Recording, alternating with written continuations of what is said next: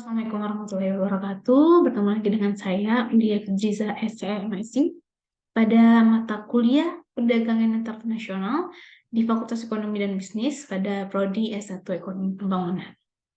Baiklah, pada video pembelajaran kali ini adalah untuk pertemuan yang ketiga, di mana pada pertemuan ketiga ini kita akan membahas mengenai topik atau CPMK ya, tentang ekonomi internasional. Nah, baiklah, untuk mempersingkat waktu, mari kita bahas apa saja yang akan kita pelajari pada pertemuan atau video pembelajaran kali ini.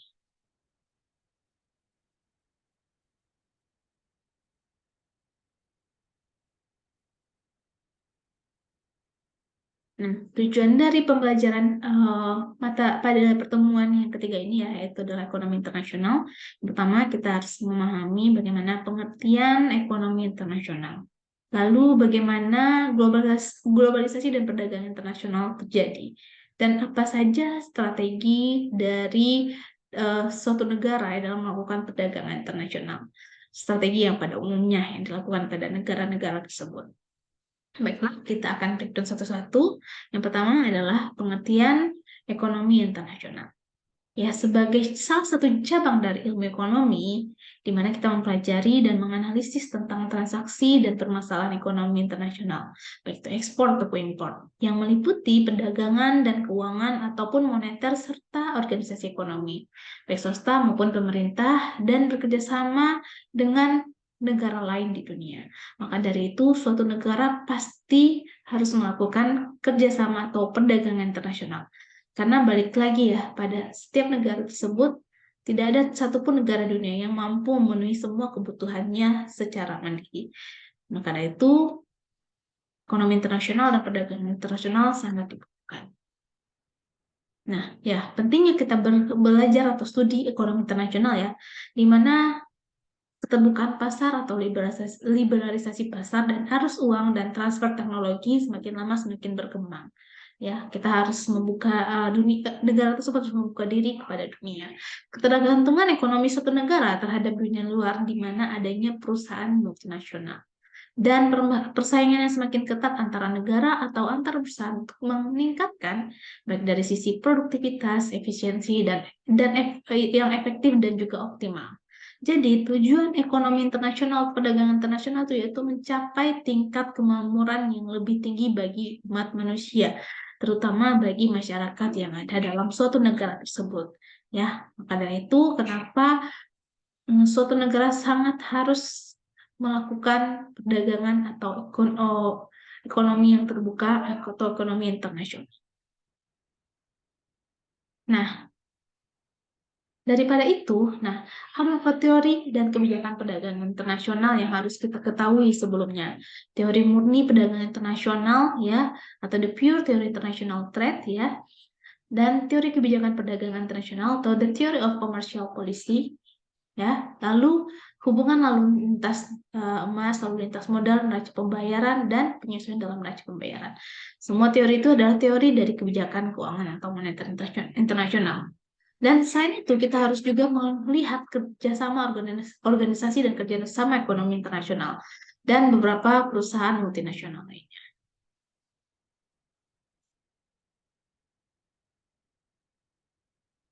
Nah, beralih kepada globalisasi dan perdagangan internasional. Apa itu perdagangan internasional? Yaitu tadi ialah kegiatan transaksi antar satu negara dengan negara lainnya, baik mengenai barang ataupun jasa-jasa yang dilakukan melalui batas daerah suatu negara. Di mana isu-isu utama kenapa suatu negara itu harus melakukan yang namanya perdagangan internasional, yang pertama adalah globalisasi. Globalisasi itu terjadi ketika peningkatan integrasi ekonomi sebuah negara ke dalam pasar yang cakupan lintas negaranya beserta dampaknya sangat besar bagi suatu negara. Dan adanya dependensi ekspor, yaitu ketergantungan negara pada kegiatan ekspor sebagai sumber utama pembiayaan untuk aktivitas pembangunannya.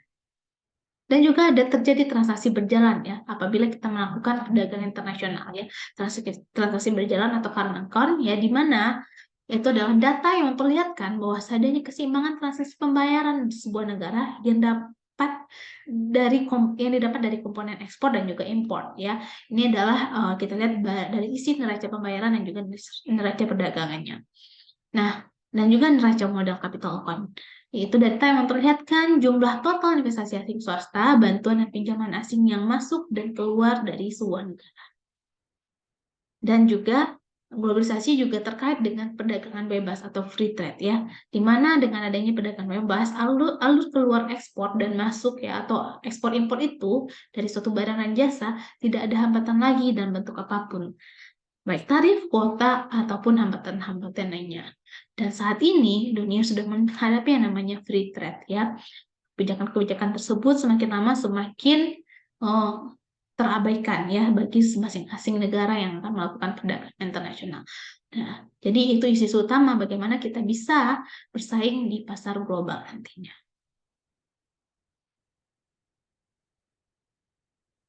Nah, untuk itu diperkenalkanlah suatu organisasi ya dalam melakukan perdagangan internasional, ada GATT dan WTO ya. GATT atau General Agreement on Tariff ya, di mana dengan organisasi ini menyepakati dengan kesepakatan internasional yang diikuti 23 negara ya. GATT ini dibentuk pada tahun 1947 di Jenewa dengan fokus melakukan diskusi untuk mencapai kesamaan visi dalam mereduksi hingga menghilangkan tarif perdagangan antar negara. Inilah cikal bakal untuk yang terjadinya globalisasi dan free trade tersebut. Lalu dibentuk lagi namanya organisasi WTO atau World Trade Organization yang menggantikan GATT yang dibentuk pada tahun 1994 ya di Uruguay, diikuti hingga 123 negara dengan fokus tidak hanya melakukan reduksi dari tarif perdagangan, namun menyamakan visi implementasi perdagangan bebas dan berupa penghilangan proteksi produk ya seperti subsidi, HKI, penyelesaian sengketa dan sebagai langkah awal untuk memperoleh kerangka dalam semua mekanisme perdagangan internasional. Dan akan dibentuk di masa depan turunan-nya adalah seperti TRIPS, AFTA, NAFTA, dan TPP. Dan ini beberapa turunannya ini sudah kita lewati ya masa-masanya. Nah, lalu apa rasionalitas dari perdagangan internasional? Di mana stimulan pertumbuhan ekonomi salah satunya adalah dapat mendorong kapasitas konsumsi sebuah negara, mendorong peningkatan output global, memberi akses bagi negara-negara yang tidak dapat memproduksi komoditas tertentu dan hanya dapat diproduksi oleh negara lain. Dan satu lagi, dengan adanya perdagangan internasional akan menciptakan keunggulan komparatif dari setiap negara tersebut. Setiap negara didorong untuk melakukan spesialisasi produknya sehingga akan memiliki komoditas yang akan menjadi keunggulan komparatifnya. Misalnya negara yang lahan pertaniannya luas, salah satunya contoh Indonesia, akan fokus mengembangkan sektor agrikulturnya sehingga nantinya mungkin Indonesia atau negara-negara yang punya kuat di sektor agrarisnya bisa menjadi swasembada ya, seperti swasembada pangan. Dan terjadinya efisiensi. Perdagangan bebas akan memaksa negara tersebut melakukan efisiensi dalam produk karena layaknya perusahaan mereka juga atau negara tersebut harus bersaing secara bebas dengan negara-negara lainnya. Lalu apa aja strategi perdagangan internasional yang bisa dilakukan bagi negara-negara tersebut? Yang pertama, kebijakan harus berfokus keluar atau outward looking policy. Kebijakan yang fokus menciptakan komoditas yang unggul secara komparatif dan bisa dijual, yang punya nilai jual yang tinggi, yang bisa punya daya saing tinggi dengan memanfaatkan mekanisme perdagangan internasional. Dan melakukan kebijakan promosi ekspor salah satu bentuk. Lalu kebijakan juga harus berfokus ke dalam inward looking policy. Kebijakan yang fokus memproteksi pasar domestik ya dari persebaran komunitas negara lain, barang-barang import yang datang ya dengan menggunakan tarif ya. Tarif ini adalah pajak yang dikenai untuk barang-barang impor. Halnya untuk melindungi ya komoditas-komoditas yang kita produksi di dalam negeri. Pengembangan teknologi dan pembatasan dari investasi asing sehingga kebijakan ini bisa dilakukan dengan kebijakan substitusi tersebut. Lalu kita juga masukkan promosi ekspor yang sudah saya sebutkan sebelumnya. Kebijakan ini fokus pada insentif-insentif atau bantuan modal dari pemerintah bagi menciptakan produk siap ekspor. Sehingga bisa mendorong nilai ekspor lebih tinggi. Sehingga mendorong masyarakat untuk melakukan ekspor lebih banyak. Dan ekspor banyak akan meningkatkan cadangan devisa bagi negara tersebut. Substitusi impor, ya, kebijakan ini fokus menciptakan kapasitas produk, ya, sepertinya di dalam pabrik dalam negeri untuk menciptakan komoditas yang biasanya diimpor dari negara lain. Sehingga nantinya komoditas yang diimpor negara lain itu punya saingan di dalam negeri.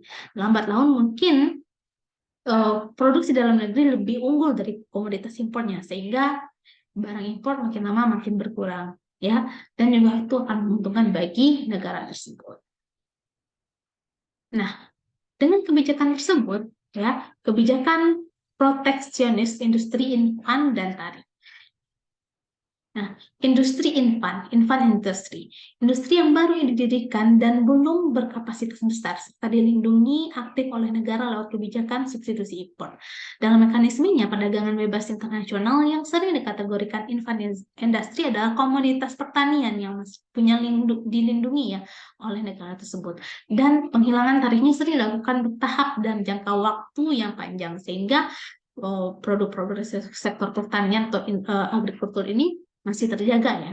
Dan tarif ya, pengenaan biaya tarif ini untuk pada komoditas impor tertentu ya, atau tarif ini adalah pajak barang impor cukai, itu salah satu bentuk tarif juga ya. Sehingga barang impor itu yang dijual dengan lebih mahal, barang impor itu harganya bisa lebih mahal dengan produksi dalam negeri. Itu salah satu guna melindungi produk-produk yang ada di dalam negara tersebut.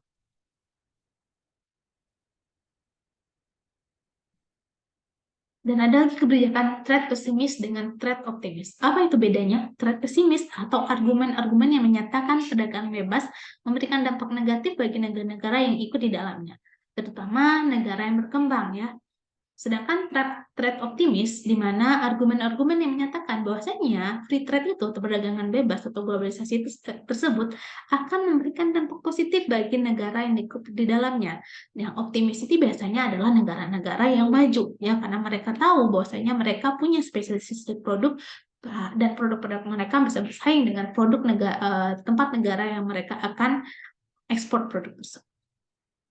Nah, ya, kita breakdown dari trade pesimis ini ya. Maksud dari trade pesimis itu adalah pertumbuhan yang lambat dari ekspor. Biasanya itu kan terjadi pada negara yang berkembang. Berarti dengan rendahnya harga ekspor akan berimbas pada transfer kekayaan yang didapat dari negara maju ya. Maka dari itu sangat dibutuhkan ekspansi ekspor ya bagi negara-negara berkembang tersebut. Tanpa ada hambatan impor, negara-negara yang berkembang itu akan lebih banyak mengimpor barang ketimbang mengekspor ya, karena mereka tidak bisa memproduksi dalam negeri. Makin lama akan mengalami defisit transaksi berjalan dan karenanya dipaksa untuk melambat pertumbuhan ekonominya ya. Karena kebanyakan impor daripada ekspor akan memperlambat pertumbuhan ekonomi suatu negara. Negara tersebut biasanya akan berfokus pada ekspor sektor primer saja, di mana sektor primer itu hanya sebagian dari sektor agrikultur dan sumber daya alam ya, dan sekarang sumber daya alam hanya sebatas bahan mentah yang mereka ekspor ya, dan ujung-ujungnya negara tersebut akan mengimpor barang jadinya.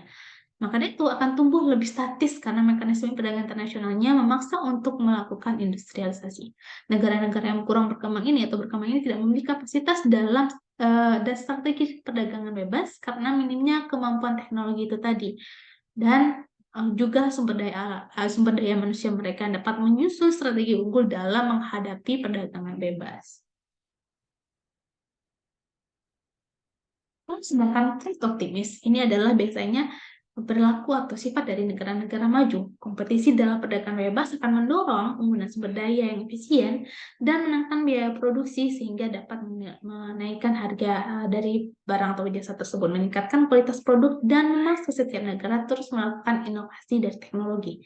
Dan mengakselerasi pertumbuhan ekonomi secara total dengan mendorong negara lebih fokus menciptakan simpanan atau cadangan devisanya, dengan mendorong ekspor salah satunya, mendorong masuknya modal asing dan tenaga ahli dari negara lain yang merupakan faktor dari negara berkembang ya. Jadi mereka hanya mengimpor tenaga kerja dari negara berkembang, sedangkan teknologi masih menggunakan teknologi mereka. Dan meminimalisasi peluang korupsi ya. Nah, ini salah satu juga kenapa hanya terjadi di negara yang bisa menerapkan trade optimis ya, namun tidak pada yang trade pesimis, karena peluang korupsi ini masih cenderung terjadi pada negara-negara berkembang. Dan pemburuan rente di negara berkembang ini diakibatkan intervensi berlebihan dari pemerintah lewat ekonomi dengan biaya yang tinggi. Dan akses yang sama bagi setiap negara terhadap sumber daya yang masih langka. Jadi kesimpulannya, kenapa kita melakukan atau mempelajari ekonomi internasional itu adalah untuk mencapai tingkat kemampuan yang lebih tinggi bagi umat manusia dengan cara ya melakukan ekspor ataupun impor. Namun yang diharapkan bagi negara-negara berkembang adalah memperbesar ekspornya untuk memajukan perekonomiannya. Kenapa pentingnya mempelajari ekonomi internasional adalah untuk keterbukaan pasar atau liberalisasi pasar dengan arus uang dan transfer teknologi, sehingga ketergantungan ekonomi suatu negara terhadap dunia luar, di mana adanya perusahaan multinasional dan persaingan yang semakin ketat antara negara, antar perusahaan untuk meningkatkan dari sisi produktivitas, efisiensi, dan efektivitas yang optimal. Nah, baiklah sebelum kita akhiri video pembelajaran ini, saya tinggalkan post-test sedikit ya untuk kita diskusikan di kelas. Coba jelaskan atau berikan contoh dari strategi perdagangan internasional dan mana saja yang telah kiranya diterapkan di Indonesia. Berikut adalah referensi yang bisa kalian gunakan dalam mata kuliah ini. Dan terima kasih, sekian dari saya. Sampai ketemu di video pembelajaran berikutnya. Kami dari tim teaching, saya dari sebagai dosen pengampu pada mata kuliah perdagangan internasional undur diri. Wassalamualaikum warahmatullahi wabarakatuh dan salam bela negara.